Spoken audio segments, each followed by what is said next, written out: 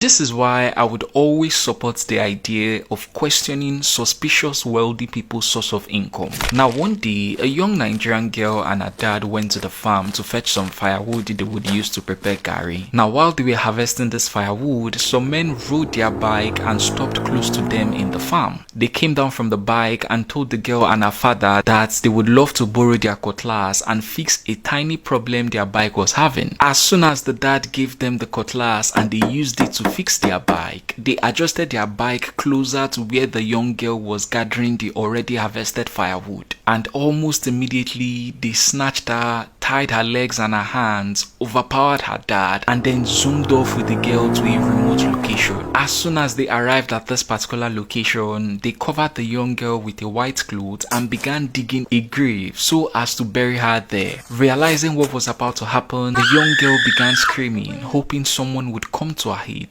Luckily for her, there were some vigilantes who happened to be around the area at that same time. They heard the screams, followed the sound, and it led them right to the girl. This was how the vigilantes immediately captured some of the guys, with one escaping, restrained them, and then rescued the young girl. After the whole thing cooled down, the vigilantes began interrogating the men they caught on why they wanted to kidnap the girl, and that's when they confessed that they were sent by a man who happens to be a rich native doctor in the community. Now the man goes by the name Enugu, and according to some reports, he also happens to be a big businessman and is a big money spender. This is him during an event that was hosted where he is spraying money. Now as soon as those kidnappers confessed, the vigilantes members stormed Enugu's house. On getting there, he wasn't around, but they saw other people in the compound whom they arrested. Now here is where it gets crazy. While examining the compound, the vigilantes saw an area that looked hollow, and then they dug it, and that's when they saw something they weren't expecting.